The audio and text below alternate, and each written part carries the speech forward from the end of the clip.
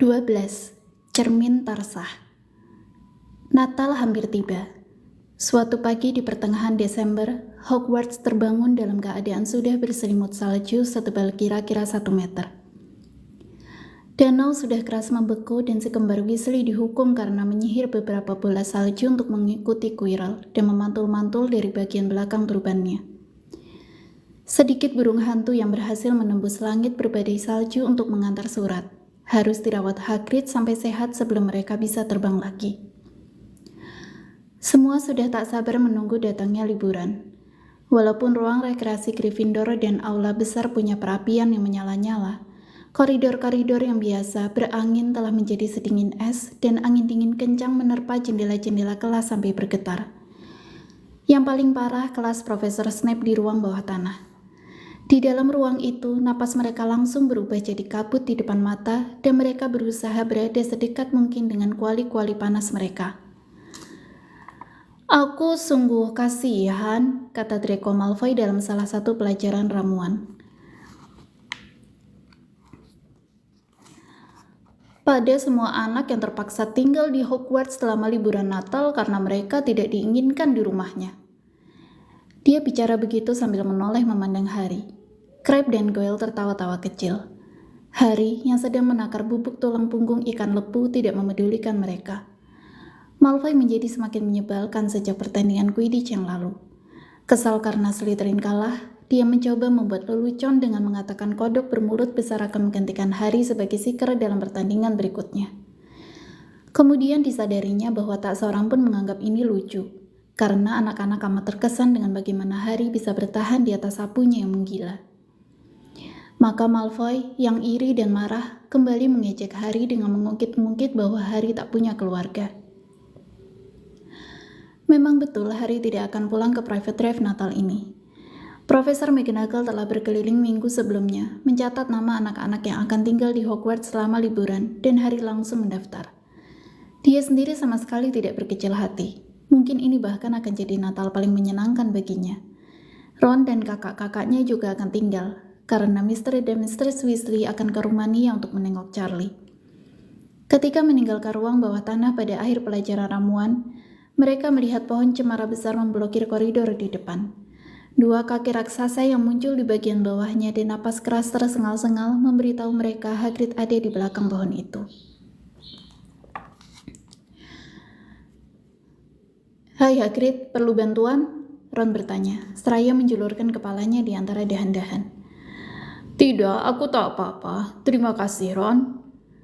"Minggir," terdengar geram dingin Malfoy dari belakang mereka. "Apa kau mencoba cari uang tambahan, Weasley? Kepingin jadi pengawas binatang liar juga setelah meninggalkan Hogwarts rupanya. Gubuk Hagrid pastilah seperti istana dibanding rumah keluargamu." Ron menerjang Malfoy tepat ketika Snape menaiki tangga. "Weasley!" Ron melepas bagian depan jubah Malfoy. "Dia diprovokasi, Profesor Snape," kata Hagrid, seraya melongokkan wajahnya yang besar berbulu dari balik pohon. "Malfoy menghina keluarganya." "Kalaupun betul begitu, berkelahi dilarang di Hogwarts, Hagrid," tukas Snape. 5 angka dipotong dari Gryffindor, Weasley, dan berterima kasihlah tidak lebih dari itu. Ayo, semua jalan terus." Malfoy, Crabbe, dan Goyle menerobos kasar melewati pohon sambil menyeringai, membuat daun-daun cemara rontok berhamburan. "Akan kuberi dia pelajaran," kata Ron sambil mengertak gigi di balik punggung Malfoy. "Suatu hari nanti kuberi dia pelajaran. Aku benci mereka berdua," kata Harry. "Malfoy dan Snape." "Ayo, bergembiralah, sudah hampir Natal," kata Hagrid. "Begini saja, ikut aku dan lihat aula besar. Bagus sekali."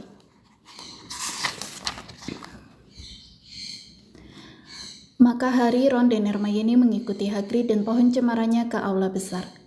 Profesor McGonagall dan Profesor Flitwick sedang sibuk menangani dekorasi Natal. "Ah, Hagrid, pohon terakhir, taruh saja di sudut paling jauh."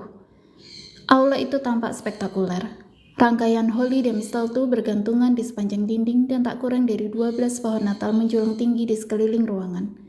Beberapa berkilau dengan untayan air yang membeku, yang lain berkelap-kelip dengan ratusan lilin. "Berapa hari lagi sebelum kalian libur?" tanya Hagrid. "Tinggal sehari," kata Hermione. Dan aku jadi ingat, Harry, Ron, kita punya waktu setengah jam sebelum makan siang. Kita seharusnya ada di perpustakaan. Oh ya, kau benar, kata Ron. Dengan susah payah mengalihkan pandangannya dari Profesor Flitwick yang membuat gelembung-gelembung emas bermunculan dari ujung tongkatnya dan menggantungkannya di dahan-dahan pohon baru tadi.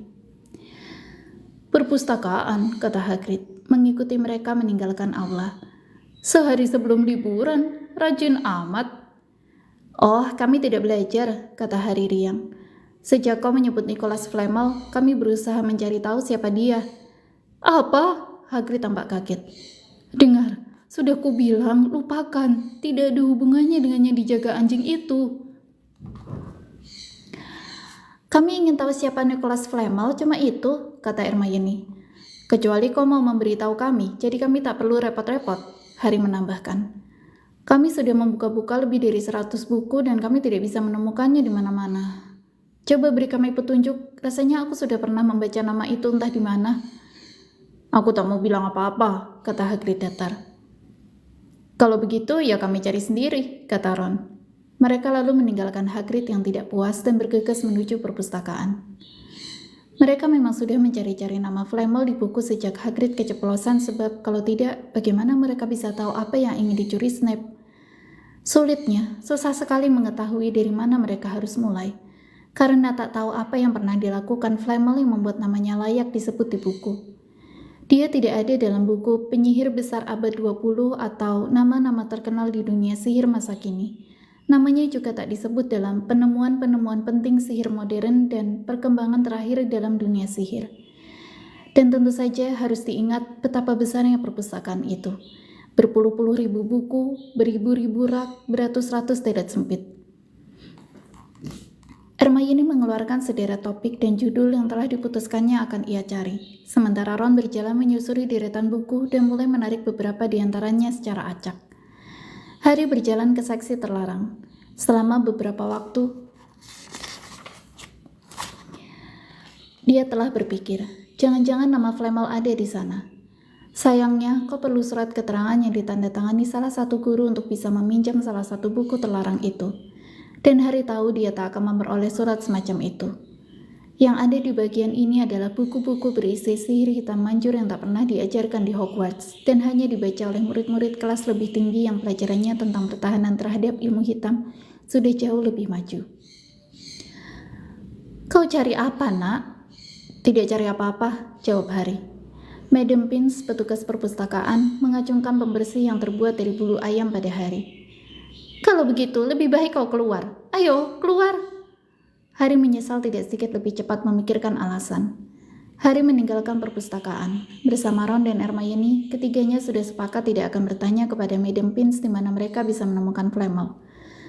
Mereka yakin Madam Pince akan bisa memberitahu mereka, tetapi mereka tak mau mengambil risiko Snape mendengar apa yang mereka lakukan. Harry menunggu di koridor, kalau-kalau kedua temannya menemukan sesuatu, tetapi dia tak terlalu berharap. Mereka memang sudah mencari selama 2 minggu, tetapi karena hanya mencari pada waktu-waktu di antara pelajaran, tidaklah mengherankan mereka belum menemukan apa-apa. Yang mereka butuhkan adalah pencarian panjang tanpa Madam Pince mencurigai mereka. 5 menit kemudian, Ron dan Hermione bergabung dengannya, menggelengkan kepala. Mereka pergi makan siang. Kalian akan mencari terus selama aku tak ada, kan? Kata Hermione.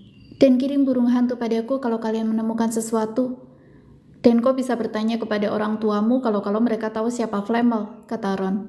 Aman bertanya kepada mereka.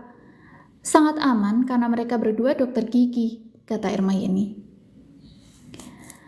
Begitu liburan mulai, Ron dan Harry kelewat senang sehingga tak sempat memikirkan Flamel. Kamar mereka hanya berisi mereka berdua dan ruang rekreasi jauh lebih kosong daripada biasanya. Jadi mereka bisa duduk di kursi berlengan nyaman dekat perapian. Mereka duduk lama sekali sambil makan segala macam yang bisa mereka tusuk dengan garpu panggang. Roti, kue, manisan, dan merencanakan cara-cara membuat Malfoy dikeluarkan. Asyik sekali membicarakan itu, walaupun jelas tidak akan terjadi. Ron juga mengajar Harry main catur sihir. Sebetulnya persis seperti catur magel, hanya saja bidak-bidaknya hidup, sehingga memainkannya serasa memimpin pasukan tentara dalam pertempuran. Set permainan catur Ron sudah tua dan bocel-bocel.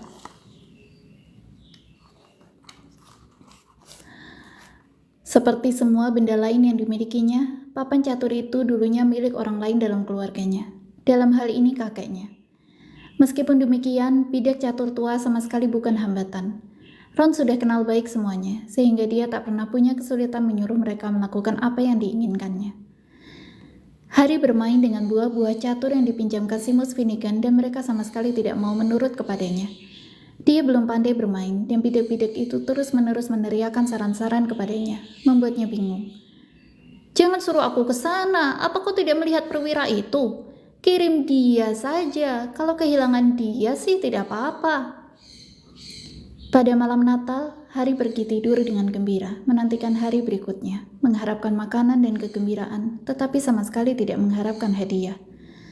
Meskipun demikian, ketika pagi-pagi sekali dia bangun, yang pertama kali dilihatnya adalah tumpukan kecil bungkusan di kaki tempat tidurnya.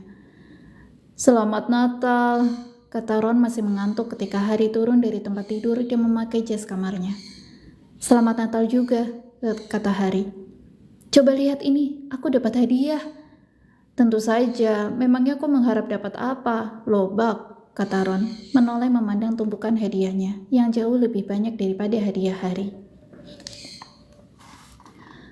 Harry mengambil bungkusan paling atas. Hadiah ini terbungkus kertas coklat tebal dan di atasnya ada tulisan, "Untuk Harry dari Hagrid." Di dalamnya ada seruling kayu yang buatannya kasar. Jelas Hagrid membuatnya sendiri. Harry meniupnya, kedengarannya agak mirip bunyi burung hantu.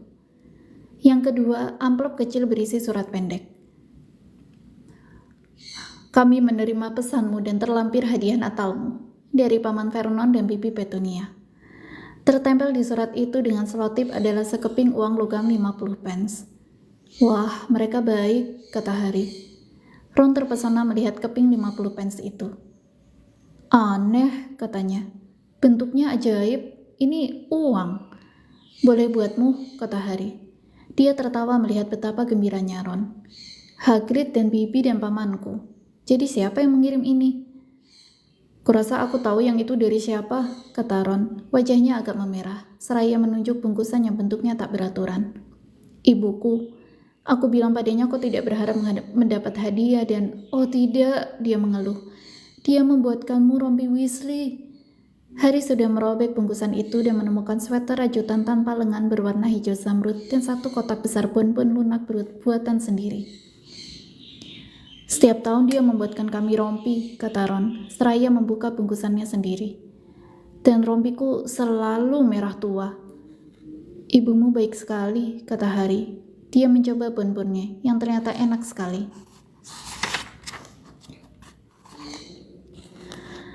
Hadiahnya berikutnya juga berisi makanan kecil. Sekotak besar coklat kodok dari Hermione. Tinggal satu hadiah lagi. Harry mengambilnya dan menimangnya. Ringan sekali. Dibukanya bungkus hadiah itu. Sesuatu yang licin berwarna abu-abu keperakan meluncur ke lantai, teronggok berkilauan. Ron kaget sekali. "Aku sudah mendengar tentang itu," katanya terpesona. Kotak kacang segala rasa yang didapatnya dari Hermione sampai terjatuh. "Kalau itu betul seperti dugaanku, itu sangat langka dan sangat berharga." "Apa ini?" Harry memungut kain berkilau keperakan itu dari lantai. Rasanya aneh, seperti air yang ditenun menjadi kain. "Ini jubah gaib," kata Ron. Wajahnya tampak kagum. "Aku yakin ini jubah gaib. Coba pakai." Harry menyampirkan jubah itu di sekeliling bahunya dan Ron langsung memeki. "Betul, lihat ke bawah." Harry memandang ke bawah, ke kakinya, tapi ternyata tak ada. Dia berlari ke depan cermin.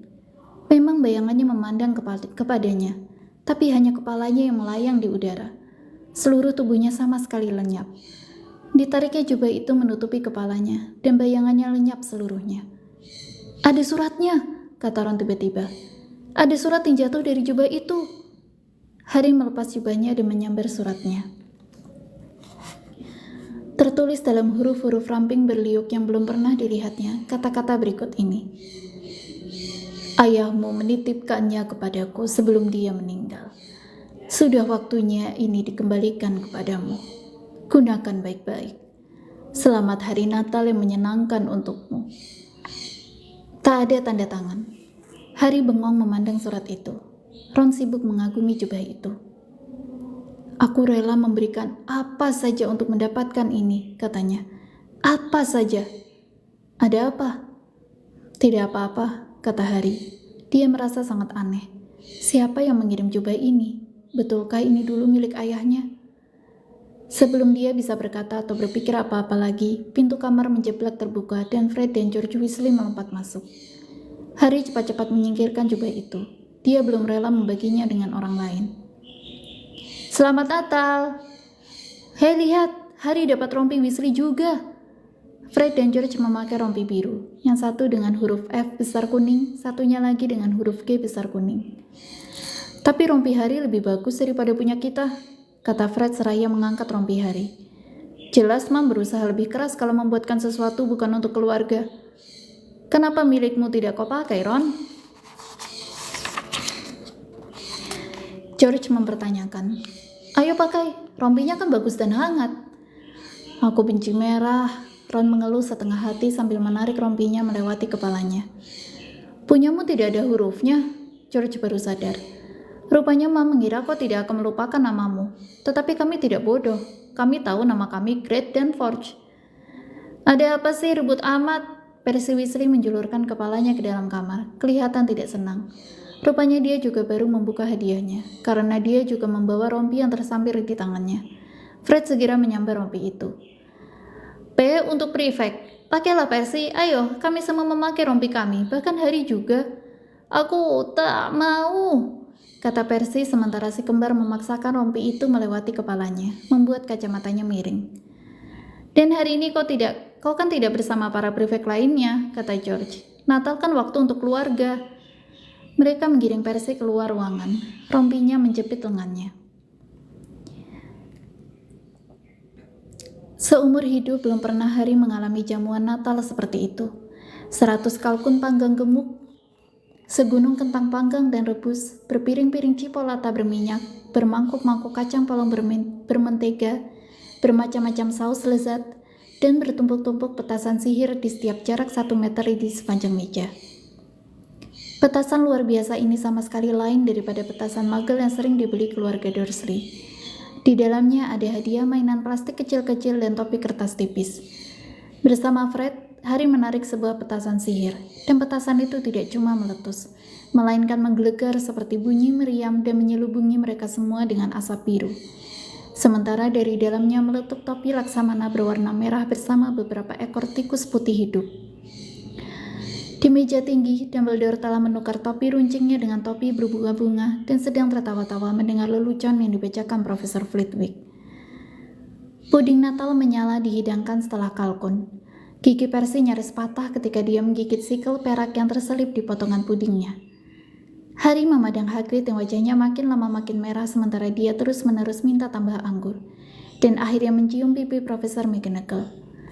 Betapa tercengangnya Hari melihat Profesor McGonagall terkikik dan mukanya memerah, topinya miring. Ketika Hari akhirnya meninggalkan meja perjamuan, dia membawa banyak hadiah dari petasan, termasuk 1 pak balon menyala anti pecah, seperangkat alat untuk menumbuhkan tai lalatmu sendiri, dan set permainan catur sihir barunya. Tikus-tikus putihnya telah menghilang dan Hari punya perasaan tak enak mereka akan berakhir sebagai santapan Natal Mistress Norris. Hari dan Weasley bersaudara melewatkan sore menyenangkan dengan perang bola salju seru di halaman. Setelah itu, kedinginan, basah kuyup, dan terengah kehabisan napas, mereka kembali ke depan perapian di ruang rekreasi Gryffindor. Di tempat itu, Hari pertama kali memainkan set catur barunya dengan hasil kalah telak dari Ron. Dia merasa tidak akan kalah separah itu jika Percy tidak mencoba membantunya terus-menerus. Setelah acara minum teh sore dengan sajian sandwich kalkun, kue-kue manis, dan kue tar Natal, semua merasa terlalu kenyang dan mengantuk untuk melakukan sesuatu sebelum tidur. Jadi mereka duduk saja, menonton Percy mengejar Fred dan George mengitari menara Gryffindor karena mereka telah mencuri lencana prefeknya. Hari itu merupakan Natal paling indah bagi Hari. Meskipun demikian, ada yang mengganggu pikirannya sepanjang hari. Sebelum dia naik ke tempat tidurnya, dia tak bebas memikirkannya. Jubah gaib dan pengirimnya yang entah siapa. Ron, kekenyangan kalkun dan kue tar dan tanpa ada hal misterius yang mengganggunya, langsung tertidur begitu dia menarik kelambu tempat tidurnya. Harry membungkuk ke sisi tempat tidurnya dan menarik keluar jubah gaib dari bawahnya. Milik ayahnya. Ini dulu milik ayahnya. Dibiarkannya kain itu meluncur di tangannya. Lebih halus dari sutra, seringan udara. Gunakan baik-baik, begitu kata suratnya. Dia harus mencoba jubah ini sekarang. Dia turun dari tempat tidurnya dan menyampirkan jubah itu ke tubuhnya. Memandang ke bawah ke kakinya, dia hanya melihat cahaya bulan dan bayang-bayang. Gunakan baik-baik. Mendadak, kantuk Harry lenyap. Seluruh Hogwarts terbuka untuknya kalau dia memakai jubah ini. Ketegangan menyenangkan mengaliri tubuhnya saat dia berdiri dalam kegelapan dan kesunyian. Dia bisa pergi kemanapun dengan jubah ini, kemanapun, dan Filch tidak akan tahu. Ron menggigau dalam tidurnya. Haruskah Harry membangunkannya? Ada yang menahannya. Jubah ayahnya. Dia merasa bahwa kali ini, untuk pertama kalinya, dia ingin menggunakannya sendiri. Dia berjingkat meninggalkan kamarnya, menuruni tangga, menyeberangi ruang rekreasi, dan memanjat keluar dari lubang lukisan. "Siapa itu?" lengging senyumnya gemuk. Harry tidak menjawab. Dia berjalan cepat-cepat sepanjang koridor.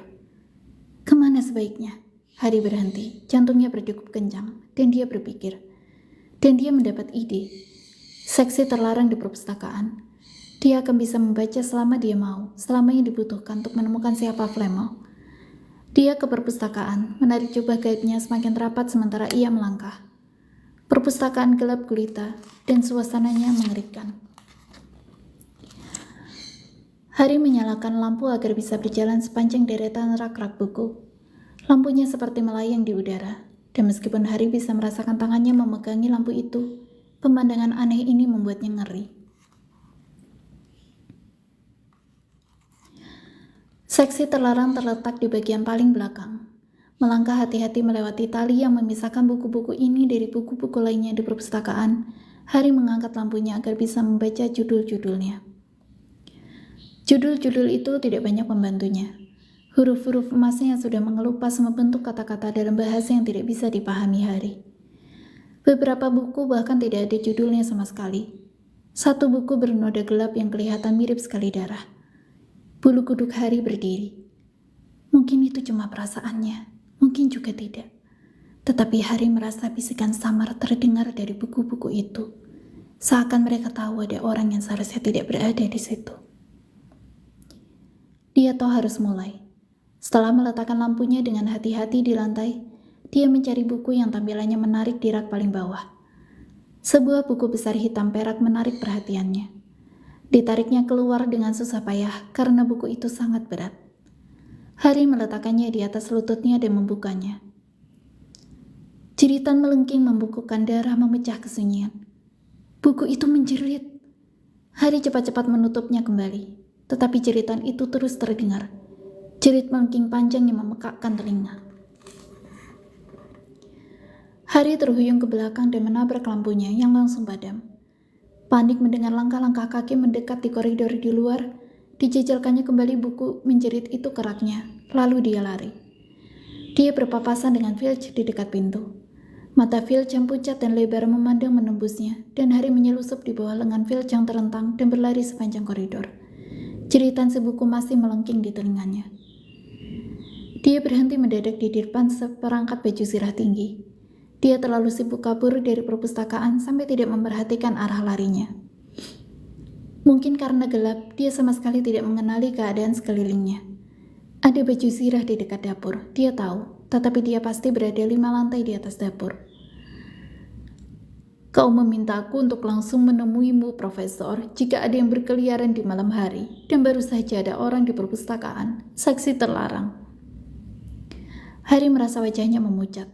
Dimanapun dia saat itu, Filch pastilah tahu jalan pintas, karena suaranya yang lembut dan lancar terdengar dekat. Dan betapa kagetnya Harry, karena ternyata Snape lah yang menjawab. Seksi terlarang? Ya, mereka pasti belum jauh. Kita akan menangkap mereka. Harry terpaku di tempatnya ketika Filch dan Snape muncul di sudut di depan. Mereka tak bisa melihatnya tentu. Tetapi koridor itu sempit, dan jika mereka lebih mendekat lagi, mereka akan menabraknya. Jubah itu tidak membuatnya menjadi tidak padat. Dia mundur sepelan mungkin. Ada pintu terbuka sedikit di sebelah kiri. Itu satu-satunya harapan. Dia menyelinap masuk, menahan napas, berusaha tidak menyenggol pintu, dan betapa leganya ketika dia berhasil masuk tanpa Snape dan Filch menyadarinya. Mereka berjalan terus dan Harry bersandar ke dinding, menarik napas dalam-dalam, mendengarkan langkah-langkah mereka yang semakin jauh. Nyaris saja, sangat nyaris. Baru beberapa detik kemudian dia memperhatikan ruang tempatnya bersembunyi. Kelihatannya itu ruang kelas yang sudah tidak terpakai. Meja dan kursi bertumpuk di salah satu dinding, juga tempat sampah terbuka, tetapi bersandar pada dinding, menghadap ke arahnya, ada sesuatu yang tampaknya tidak layak berada di situ. Sesuatu yang kelihatannya sengaja disembunyikan di situ. Benda itu cermin luar biasa, setinggi langit-langit, dengan bingkai emas terukir, berdiri di atas 2 cakar. Ada tulisan terukir di bagian atasnya. Eraistra ehru oits ubi kafru oits on wahsi. Kepanikannya mulai luntur setelah tak terdengar lagi suara Filch dan Snape. Harry bergerak mendekati cermin itu, ingin memandang dirinya, tetapi tak melihat bayangan apapun. Dia melangkah sampai ke depan cermin. Dia harus menutup mulutnya dengan tangan untuk mencegahnya menjerit. Buru-buru dia membalik. Jantungnya berdegup jauh lebih kencang daripada ketika buku tadi menjerit. Karena dia tak hanya melihat dirinya di cermin. Serombongan orang lain berdiri di belakangnya. Tetapi ruangan itu kosong. Dengan napas memburu, perlahan dia menoleh kembali ke cermin. Itu dia, terpantul di cermin, pucat dan ketakutan, dan di sana, di belakangnya, ada paling sedikit 10 orang lain. Harry menoleh lewat bahunya. Tetap saja tak ada orang. Apakah mereka semua juga tidak tampak? Apakah sebetulnya dia berada di ruangan penuh dengan orang-orang yang tidak tampak, dan keajaiban cermin itu justru memperlihatkan semua orang itu, yang tampak maupun yang tidak? Kembali Harry memandang cermin. Seorang wanita yang berdiri tepat di belakang bayangannya tersenyum kepadanya dan melambaikan tangan. Harry mengulurkan tangan dan merasakan udara kosong di belakangnya. Jika wanita itu benar-benar ada di sana, dia akan bisa menyentuhnya. Bayangan mereka sangat berdekatan, tetapi dia hanya merasakan udara. Wanita itu dan yang lain hanya ada di dalam cermin.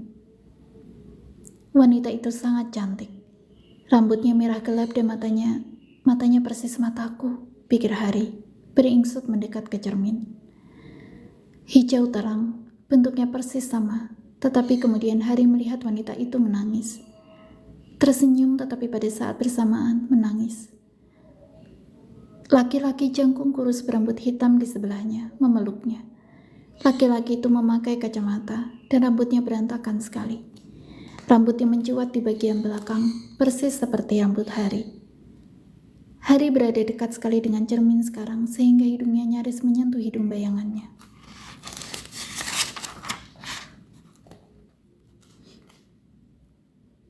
"Mom," bisiknya. "Dad." Mereka hanya memandangnya, tersenyum. Dan perlahan-lahan Harry memandang wajah orang-orang lain di dalam cermin dan melihat mata-mata hijau lain seperti matanya, hidung lain seperti hidungnya, bahkan seorang laki-laki tua kecil yang lututnya menonjol seperti Harry. Harry sedang memandang keluarganya untuk pertama kali dalam hidupnya. Keluarga Potter tersenyum dan melambai, dan Harry balik menatap mereka dengan tak puas-puasnya. Kedua tangannya menekan kaca. Seakan dia berharap terjatuh ke dalamnya dan bergabung dengan mereka. Hatinya terasa sakit, setengah bahagia, setengah berduka. Berapa lama dia berdiri di sana, dia tidak tahu.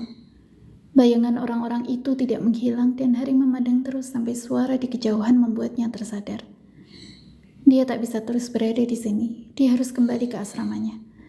Dengan amat enggan dia berpaling dari wajah ibunya, berbisik, "Aku akan kembali," dan bergegas meninggalkan ruangan itu. "Kau seharusnya membangunkan aku," kata Ron marah. "Kau boleh ikut malam ini. Aku akan ke sana lagi. Aku ingin menunjukkan cermin itu kepadamu." "Aku ingin lihat ibu dan ayahmu," kata Ron bersemangat. "Dan aku ingin melihat semua keluargamu. Kau akan bisa menunjukkan 2 kakakmu yang paling besar dan keluargamu yang lain." Kau bisa melihat mereka kapan saja, kata Ron. Ikutlah ke rumahku musim panas ini. Lagi pula, mungkin cermin itu cuma menunjukkan orang-orang yang sudah meninggal. Sayang sekali kau tidak menemukan Flamel. Makan daging asap ini atau apalah. Kenapa kau tidak makan apa-apa? Harry tak bisa makan. Dia sudah melihat orang tuanya dan akan melihat mereka lagi malam ini. Dia sudah hampir melupakan Flamel. Flamel kelihatannya tak begitu penting lagi. Siapa yang peduli apa yang dijaga anjing berkepala 3 itu? Sebetulnya peduli apa kalau Snape mencurinya? Kau tak apa-apa? Tanya Ron. Kau tampak aneh. Yang paling ditakuti Harry adalah dia tak bisa lagi menemukan ruang cermin itu. Berselubung jubah bersama Ron, mereka harus berjalan jauh lebih pelan pada malam berikutnya. Mereka mencoba napak tilas rute Harry dari perpustakaan, berputar-putar di lorong-lorong gelap selama hampir 1 jam. Aku kedinginan, kata Ron. Ayo, kita lupakan saja dan balik ke kamar. Tidak, desis Harry. Aku tahu ruang itu ada di sekitar sini.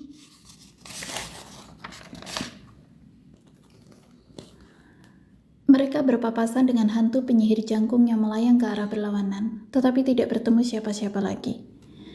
Tepat ketika Ron mulai mengeluh kakinya beku kedinginan, Harry melihat baju zirah itu. Itu ruangannya, di sini, ya. Mereka mendorong pintunya. Harry menjatuhkan jubah dari bahunya dan berlari ke cermin. Itu dia mereka. Ayah dan ibunya tersenyum melihatnya. Lihat, Harry berbisik. Aku tidak melihat apa-apa. Lihat mereka semua. Kan banyak itu.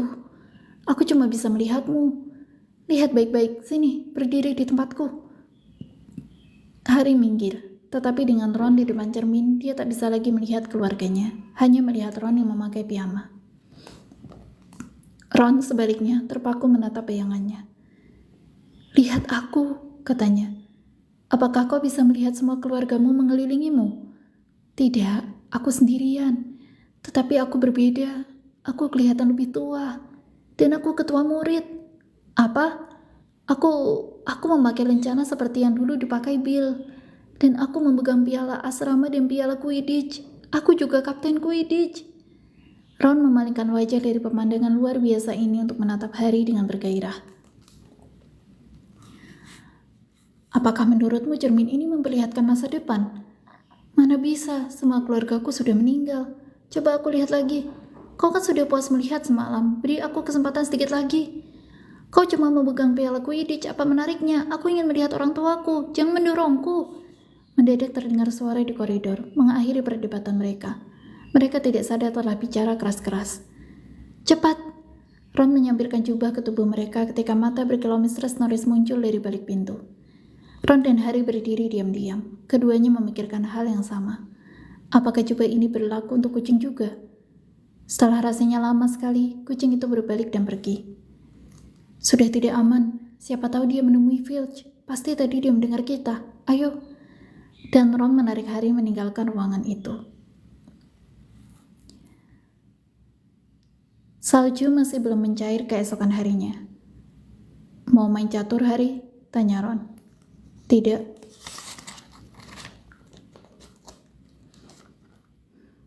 Bagaimana kalau kita mengunjungi Hagrid?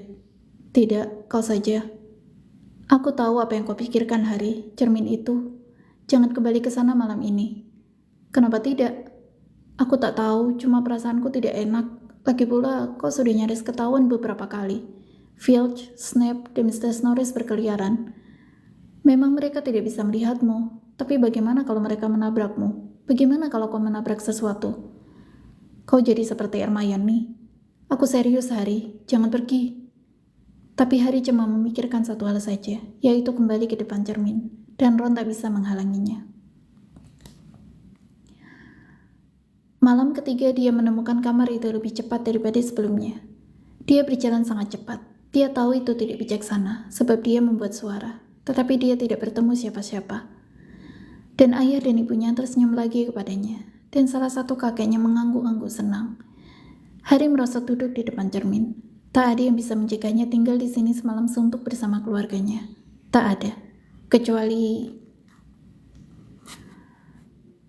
Wah, kembali lagi, Harry. Harry merasa seakan organ-organ tubuhnya telah berubah jadi es. Dia menoleh ke belakang, duduk di salah satu meja dekat dinding. Tak lain dan tak bukan adalah Albus Dumbledore. Harry pastilah tadi melewatinya. Begitu bersemangat ingin segera ke cermin sampai dia tidak melihatnya. Saya tidak melihat Anda, Sir. Aneh, bagaimana tidak kelihatan membuatmu rabun, kata Dumbledore. Dan Harry lega melihatnya tersenyum. Jadi, kata Dumbledore, turun dari meja untuk duduk di lantai bersama Harry. Kau seperti beratus-ratus orang lainnya sebelum kau telah menemukan kesenangan yang bisa didapat dari cermin Tarsah. Saya tak tahu namanya begitu, Sir. Tapi kurasa sekarang kau sudah menyadari apa yang dilakukan cermin itu. Cermin itu memperlihatkan keluarga saya dan memperlihatkan kepada Ron dirinya sebagai ketua murid. Bagaimana Anda tahu aku tak memerlukan jubah agar bisa tidak kelihatan, kata Dumbledore lembut. Nah, sekarang bisakah kau pikirkan apa yang ditunjukkan cermin Tarsah kepada kita semua? Harry menggeleng. Biar ku jelaskan. Orang yang paling bahagia di dunia bisa menggunakan cermin Tarsah seperti cermin biasa, yaitu kalau dia memandang cermin itu, dia hanya melihat dirinya seperti apa adanya. Apakah ini membantu?